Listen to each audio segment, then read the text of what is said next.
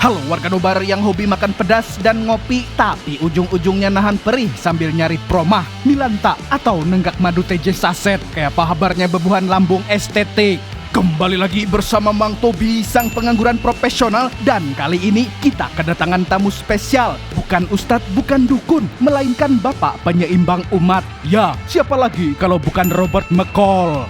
Dimana si Din cuman ingin hidup tenang minum teh di Italia. Tapi ya namanya pensiunan sakti, ada saja mafia-mafia yang minta tulangnya dipatahin dalam waktu 9 detik. Sebuah tontonan yang cocok banar kesan menemani Pian yang sedikit-sedikit ngeluh, aduh sakitnya pinggangku. Biar Pian sadar, malu tuh sama beliau. Tua-tua keladi, makin tua makin jadi. Lah Pian, makin tua makin jompo. So, tanpa berlama-lama lagi, siapkan mata, telinga, dan anu-anuan kalian semua. Mari kita nobar dan inilah The Equalizer 3. Film berlatar di Sisilia, Italia, di mana seorang kai-kai bos mafia sedang dalam perjalanan ke kilang anggur miliknya bersama cucu laki-lakinya. Beberapa saat sebelumnya, dia menerima panggilan darurat dari salah satu bawahannya yang mengabarkan bahwa sesuatu yang sangat buruk sedang terjadi di sana. Setibanya di lokasi, sang kai-kai menyuruh si bocil menunggu di dalam mobil, sementara ia menemui anak buah yang berjaga di luar. Mi ha detto di aspettare fuori. Andiamo. Lalu begitu masuk, tak disangka dia langsung disuguhkan dengan pemandangan mengerikan. Seluruh anak buahnya sudah tewas tergeletak dengan kondisi yang sangat mengenaskan. Saat tiba di ruang bawah tanah, betapa terkejutnya sang bos mafia ketika melihat pria botak sedang duduk santuy sambil menggosok batu akik.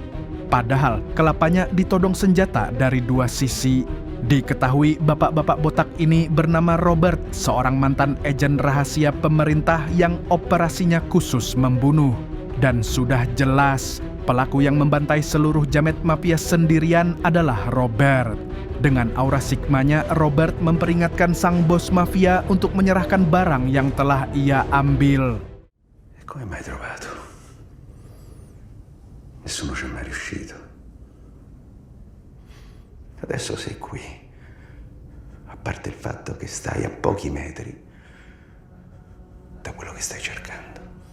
Robert lalu memberi waktu 9 detik untuk si kai-kai bertobat dan menyerahkan kunci sebuah brankas yang ia bawa. Namun, alih-alih mengembalikan uang itu, sang bos mafia justru menertawakan Robert. Dan ketika waktu habis, Robert pun akhirnya melakukan ini.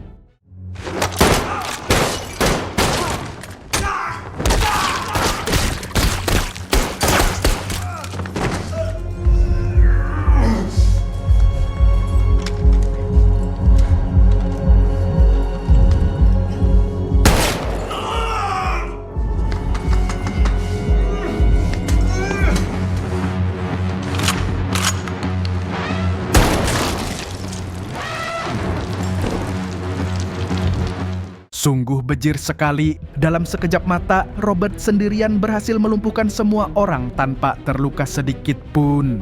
Setelah mendapatkan barang yang sebelumnya dicuri oleh sang bos mafia, Robert pun langsung keluar dan mendapati cucu sang bos masih menunggu di mobil.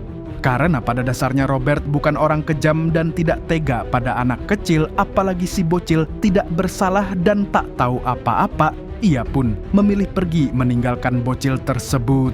Namun, ia tidak menyangka kalau si bocil sering main PUBG, alhasil inilah yang terjadi.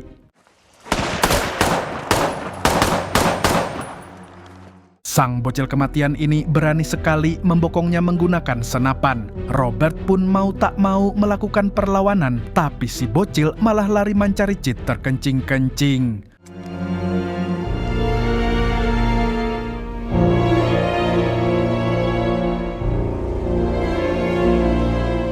Dalam kondisi terluka parah akibat tembakan, Robert tetap memaksakan diri pulang dengan mengendarai mobil. Ia sempat menyeberang menggunakan kapal peri dan melanjutkan perjalanan, tetapi seiring waktu kondisinya semakin melemah. Hingga akhirnya Robert pun pingsan di pinggir jalan. Untungnya ia ditemukan oleh seorang petugas polisi yang sedang berpatroli. Polisi itu pun segera membawanya ke desa untuk diobati oleh dokter setempat. Giù. Sì. Questo uomo è caduto. Come è caduto? Gli hanno sparato. Tu mi hai portato un uomo che è caduto, d'accordo? Begitu siuman, Robert ingin segera pergi untuk melanjutkan misinya mengembalikan barang. Namun, sang dokter melarang keras karena lukanya cukup serius dan butuh perawatan intensif. Pada saat itulah sang dokter mulai mempertanyakan sosok Robert. Sidin ragu apakah orang yang diselamatkannya adalah orang baik atau justru orang jahat. Mendengar itu, Robert menjawab dengan jujur bahwa ia sendiri bahkan tidak tahu apakah dirinya termasuk orang baik atau orang jahat. Roberto. Roberto? Sì. Ok. Hari demi hari berlalu dan luka Robert perlahan membaik, namun belum sepenuhnya pulih. Melihat kondisi itu, dokter yang baik hati ini pun menyarankan Robert untuk keluar ke alun-alun agar tidak terus berdiam diri dan berubah menjadi wibu nolep akut. Karena berjalan dengan kondisi pincang cukup melelahkan, Robert akhirnya memutuskan untuk mampir ke warung Mas Yono untuk minum teh celup. Mi dispiace, ma il tè è per le signore anziane e per gli inglesi.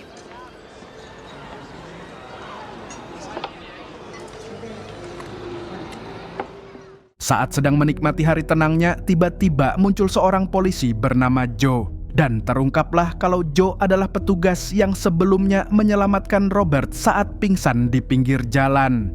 Joe kemudian menyampaikan bahwa dia menyadari Robert bukan orang biasa. Luka tembak yang dialami Robert menjadi tanda jelas bahwa dia sedang terlibat masalah serius. Demi menghindari tragedi atau keributan, Joe menjelaskan bahwa kota ini merupakan tempat yang damai sentosa dan dihuni oleh orang-orang baik. Karena itu, dengan halus Joe meminta Robert untuk meninggalkan kota tersebut setelah lukanya sembuh total. Collins, who is this? Kepikiran dengan omongan si Joe, Robert pun secara anonim menghubungi seorang agen CIA bernama Emma.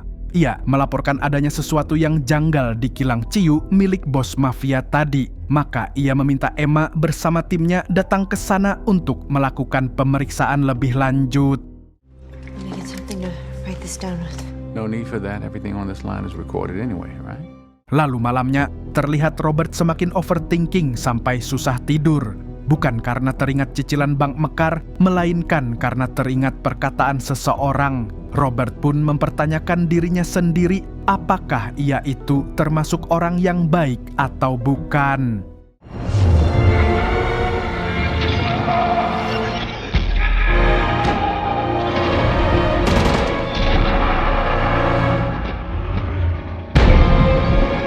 Ingatan itu kemudian menyeretnya kembali pada kejadian saat ia membantai anak buah bos mafia dengan cara yang sangat brutal. Dari situ Robert semakin mempertanyakan tindakannya sendiri. Keesokan harinya ketika Robert kembali mampir ke warung Mas Yono, ia justru mendapati seorang jamet sedang memalak uang keamanan dari bapak-bapak yang berada di sana. Melihat kejadian tersebut, naluri keadilan Robert langsung terusik. Ia pun mulai curiga bahwa ada sesuatu yang tidak beres di kota yang selama ini terlihat damai tersebut.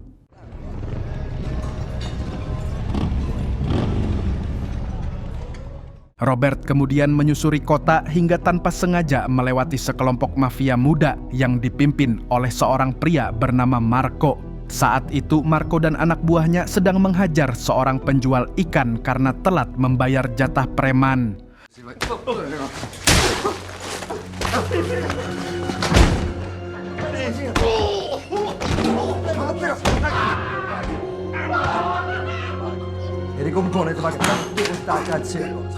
Seandainya mereka tahu Robert sang legend berdiri tidak jauh dari sana, mungkin Marco CS akan berpikir 1000 kali sebelum bertingkah sejauh itu.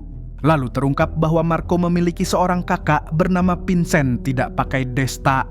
Vincent merupakan seorang bos mafia yang masih satu keluarga dengan bos mafia Tuha yang sebelumnya telah dibunuh oleh Robert. Maka dari itu lebih seru jika kita panggil saja dia Samidi, boleh kan? Kan? Samidi diketahui berencana mengubah kota yang damai ini menjadi kawasan mewah berisi hotel kasino, bar, serta berbagai tempat hiburan dan maksiat bagi wisatawan mancanegara. Dan demi mewujudkan ambisinya, ia memaksa warga lokal untuk menjual tempat tinggal mereka.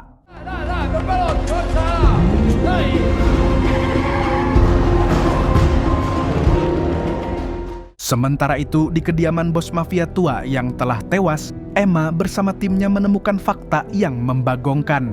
Beberapa drum ciu ternyata berisi garam Cina. Selain itu, mereka juga menemukan beberapa jasad dengan kondisi mengenaskan dan hanya ditemukan satu sidik jari di TKP ini. Hal tersebut membuat Emma dan timnya semakin penasaran tentang sosok di balik semua kekacauan ini. Cameras? They all went down at the same time. Precisely 1816. What about prints? Only one set so far. Multiple bodies, only one set of prints. Set. Kembali ke Robert yang berniat untuk segera pergi dari kota ini, justru dikejutkan oleh warga yang sedang beramai-ramai memadamkan kebakaran. Ternyata rumah milik si penjual ikan tongkol tadi telah dibakar oleh pihak yang tidak bertanggung jawab.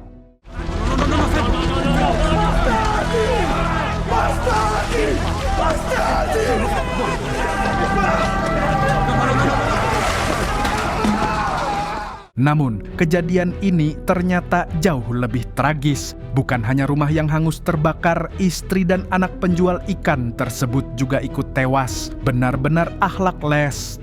Ketika semua orang sedang fokus pada kebakaran, hanya Robert yang memperhatikan situasi sekitar.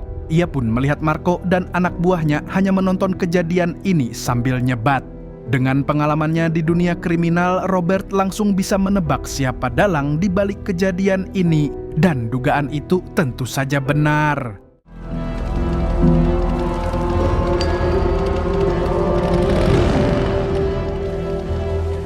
Sesuai dengan julukannya sebagai sang penyeimbang kelas king, Robert akhirnya memutuskan untuk menetap di sebuah oyo selama beberapa hari ke depan. Tujuannya untuk mengamati apakah kota ini akan kembali kondusif atau justru semakin amburadul. Sementara di kantor polisi, Joe terlihat sedang memeriksa rekaman CCTV di TKP kebakaran. Dari rekaman tersebut, terlihat para pelaku turun dari sebuah mobil dengan plat nomor tidak dikenal. Oleh karena itu, Joe segera menghubungi rekannya untuk melacak kepemilikan kendaraan tersebut. Sì, pronto, buongiorno. Maresciallo Giorgio Bonucci, Carabinieri d'Altamonte. Blu o nero? Sospettato di incendio doloso. Malamnya, Robert kembali duduk santai di warung Mas Yono menyesap teh di kursi yang sama seperti saat pertama kali ia datang ke tempat itu.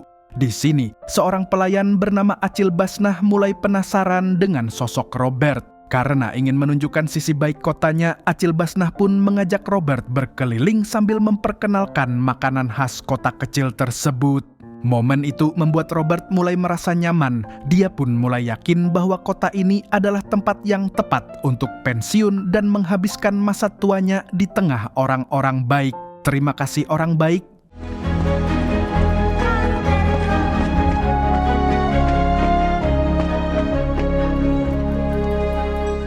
Lalu keesokan paginya saat Robert kembali minum teh di warung Mas Yono dan duduk di bangku favoritnya, tiba-tiba muncul Emma si agen CIA. Ternyata Emma berhasil melacak keberadaan Robert melalui nomor telepon yang sebelumnya ia gunakan. Awalnya Emma berniat memfoto Robert secara diam-diam, namun ternyata Robert menyadarinya bahkan dengan senang hati tersenyum ke arahnya. Si botak berasa Perel Bramasta. You don't look like you sound. You do. Rasa penasaran Emma pun memuncak. Ia mempertanyakan untuk siapa Robert bekerja, mengapa sidik jarinya tidak bisa dilacak, kenapa identitasnya tidak tercatat dalam data sensus penduduk, dan bagaimana ia bisa membantai kelompok mafia sendirian. Robert lalu menjawab bahwa dirinya adalah seorang pensiunan agen rahasia yang datang ke Sisilia hanya untuk mengambil barang yang telah dicuri oleh bos mafia. Namun, ketika berada di sana, ia tak sengaja menemukan garam Cina yang sudah Emma dan timnya sita. Selebihnya, Robert tidak mau tahu dan tidak akan ikut campur. Karena itu, sudah bukan urusannya lagi. I don't want to spoil it for you. I'm just getting started. Me too. Di sisi lain, Joe mendapat kabar buruk saat seorang ibu guru memberitahu bahwa putrinya dijemput oleh orang-orang berbadan besar dan berwajah seram. Mendengar itu, ia langsung panik dan bergegas pulang ke rumah. Sesampainya di rumah, alangkah terkejutnya Sidin saat melihat istrinya baru saja diperkaos dan putrinya diancam akan dibunuh oleh para jamet. Lalu tiba-tiba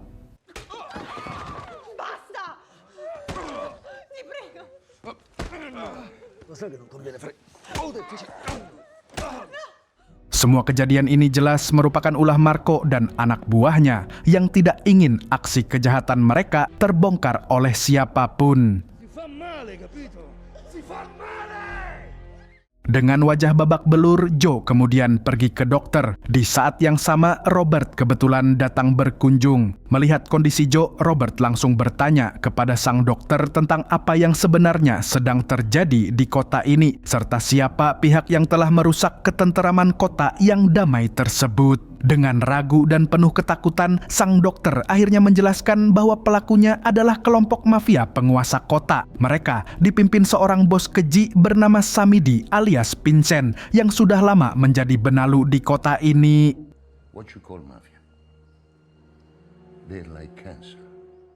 Beberapa hari berikutnya, ketika Joe dan keluarga kecilnya sedang makan malam di restoran, muncul lagi si Marco ini yang ingin memastikan kasus kemarin sudah ditutup. Namun, di meja sebelah tampak Robert yang sejak tadi memperhatikan gerak-gerik si bungul. Merasa risih karena tatapan itu, Marco pun menghampiri Robert. Dengan tenang, Robert memperingatkan Marco agar tidak mencari masalah di kota ini. Mengira itu hanya omong kosong, Marco dan anak buahnya pun malah cengengesan. Merasa diremehkan, Robert langsung melakukan ini. Robert lalu memberi paham bahwa apa yang Robert tekan sekarang adalah syaraf yang mengirimkan sinyal rasa sakit ke otak. Semakin kuat tekanannya, semakin luar biasa rasa sakit yang akan diterima.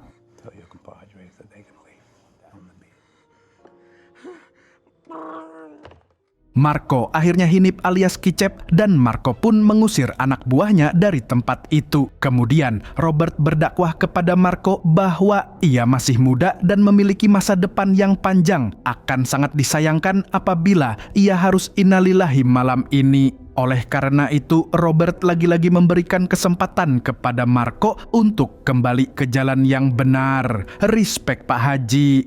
Take the gun out of your waist. Put it on the table. Namun, karena merasa memiliki backingan yang kuat, yaitu Samidi, Marco sama sekali tidak berniat berhenti. Begitu keluar dari restoran, ia langsung menyuruh anak buahnya menyiapkan mobil agar bisa pulang dan mengadu kepada kakaknya tentang kejadian barusan.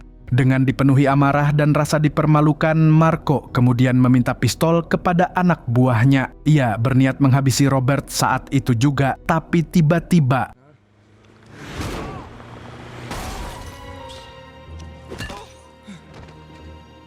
tak disangka-sangka, Robert sudah lebih dulu menghabisi anak buahnya. Kemudian sambil tersenyum ala-ala psikopat, Robert menantang Marco yang siap menyerang dengan sebilah pisau. Lalu inilah yang terjadi.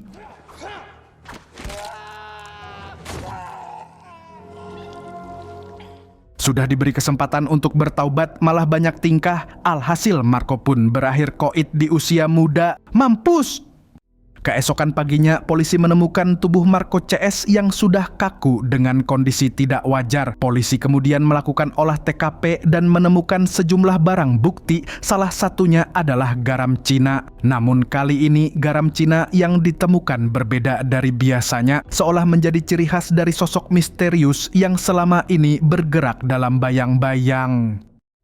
Setelah penemuan jasad Marco CS, pihak CIA yang diwakili oleh Emma menemui Kapolsek setempat. Dia ingin meminta keterangan dari seorang narapidana yang dicurigai memiliki keterkaitan dengan kasus penemuan garam Cina tersebut. Namun, saat kartu identitas napi itu ditunjukkan, sang Kapolsek justru tak kakajut bukan main. Dia pun bahkan melarang Emma untuk menginterogasi orang tersebut. Sikap aneh ini justru membuat Emma semakin penasaran dan semakin yakin bahwa ada sesuatu yang besar sedang ditutup-tutupi. Dia pun berakhir dengan tetap menginterogasi napi tersebut. negotiate. I'm here to give you an opportunity. Berdasarkan hasil interogasi, aparat kemudian melakukan penyergapan besar-besaran ke kediaman salah satu mafia yang ada di Italia.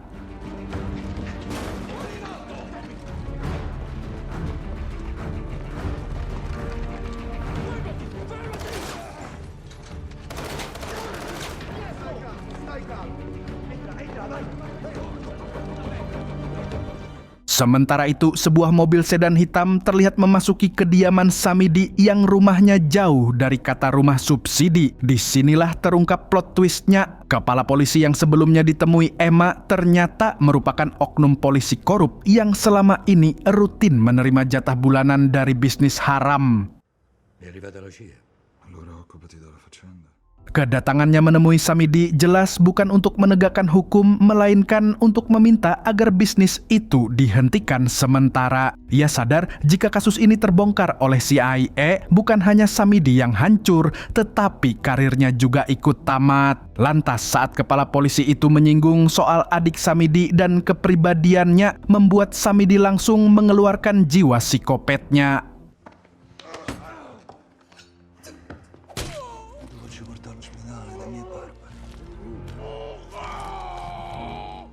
Tangannya langsung ditebas lalu segera dibawa oleh anak buah Samidi ke puskesmas terdekat. Di waktu yang hampir bersamaan, Samidi bergerak satset merencanakan percobaan pembunuhan. Dia memasang bom di bawah mobil yang akan dikendarai Emma. Lalu inilah yang terjadi. Beruntung, Emma masih selamat meski mengalami luka cukup serius hingga harus dirawat di rumah sakit. Setelah kejadian itu, atasannya meminta Emma untuk beristirahat sementara dan menyerahkan penanganan kasus ini kepada tim lain. Lalu malamnya, Samidi memboyong seluruh anak buahnya untuk memburu pelaku yang telah membunuh Marco, adiknya. Joe pun kembali dijadikan tumbal dan bulan-bulanan para mafia. Bahkan, Samidi menembak telinga Joe di depan warga dan keluarga Joe. Lalu demi mencegah jatuhnya korban jiwa, Robert pun akhirnya menyerahkan diri. Roberto! I killed your brother. Iniziamo dove dovremmo essere. I'm where I'm supposed to be. Robert muncul dengan ekspresi tenang. Ia mengakui bahwa seluruh kekacauan dan kematian yang terjadi memang ulahnya. Namun tepat saat Samidi hendak menarik pelatuknya,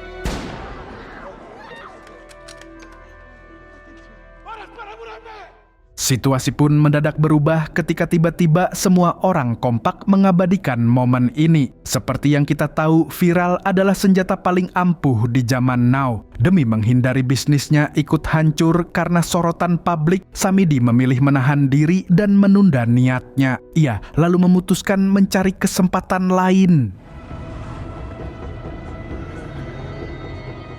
Setibanya di rumah, Samidi masih belum bisa menenangkan diri. Amarahnya tumpah di hadapan para anak buah, menganggap kejadian tadi sebagai penghinaan besar yang tidak bisa dibiarkan. Dari sanalah keputusan kejam itu lahir, yaitu besok Robert harus mati. Tidak berhenti di situ, mereka juga merencanakan pembakaran kota kecil tersebut bukan sekadar balas dendam, tetapi demi membuka jalan bagi pembangunan resor dan tempat wisata. Saat malam semakin larut dan suasana benar-benar sunyi, Samidi tertidur tanpa sedikit pun rasa curiga. Sementara itu, para anak buah berjaga ketat, merasa aman karena jumlah dan senjata yang mereka miliki. Namun, di tengah keheningan, sebuah bayangan mulai bergerak.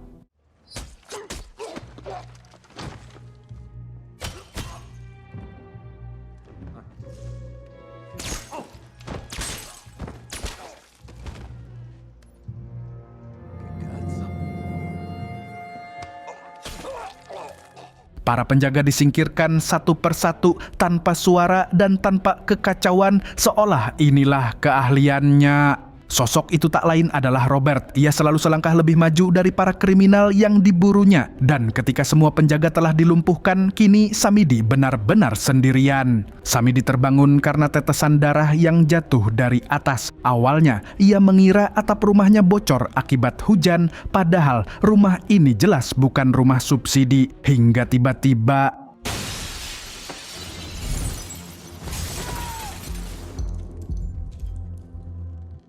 Ketika memeriksa rumahnya, Samidi mendapati seluruh anak buahnya telah tewas dengan kondisi mengenaskan. Pada titik ini, Samidi benar-benar kena mental, bahkan tidak tahu sedang berhadapan dengan manusia atau mimpi buruk. Lalu tak disangka-sangka,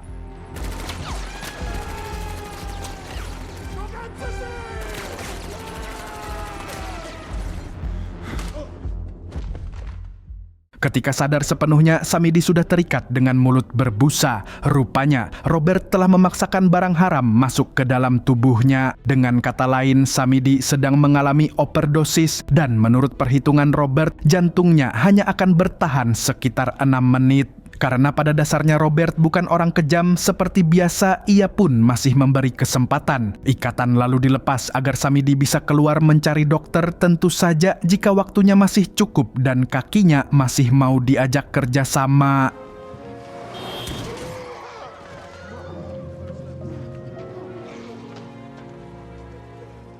Namun, mengingat seluruh kejahatan Samidi terhadap kota kecil itu, bahkan hati Robert yang lembut pun sulit sepenuhnya berempati. Dan akhirnya, Samidi pun mati sebelum sempat mewujudkan rencana gilanya.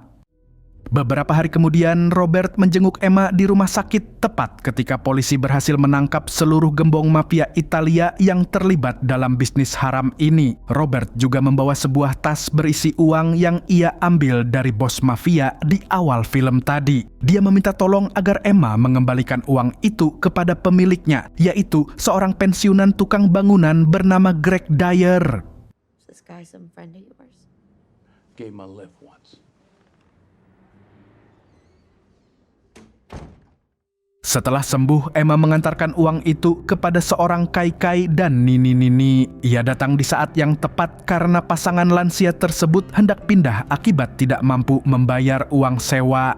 Ketika sang kakek bertanya siapa yang telah menolongnya, Emma hanya menyebut nama Robert, tapi nama itu terdengar asing di telinga mereka. Disitulah Emma sadar bahwa Robert benar-benar sosok yang tulus. Ia menolong orang asing tanpa pamrih dan tanpa berharap balasan.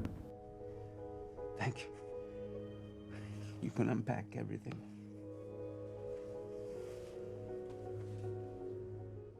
Kota kecil itu pun akhirnya kembali bernapas lega. Warga bersorak bukan hanya karena para mafia telah tumbang, tetapi karena rasa aman yang sudah lama dirampas kini telah kembali. Kota kecil itu pun akhirnya kembali bernapas lega. Warga bersorak bukan hanya karena para mafia telah tumbang, tetapi karena rasa aman yang sudah lama dirampas kini telah kembali.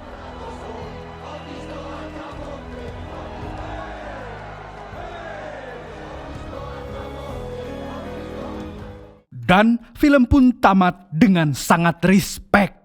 Pelajaran utama yang bisa dipetik dari film ini adalah jangan menilai seseorang dari masa lalu atau statusnya, tetapi dari niat dan pilihan yang ia ambil hari ini untuk menjadi lebih baik. Segitu dulu dari Mang Tobi, sang pengangguran profesional yang masih berharap mendapat hidayah, mengucapkan sampai jumpa di video selanjutnya. Nah, kalau begitu Mas Yono, tuan rumah, kecup dulu dong. Passwordnya apa? Burung gundul pamit dulu. Terbanglah tinggi si burung kuntul, bawa mimpi ke ujung dunia. Di sana ada cahaya gemerlap menanti untuk kau jelajah.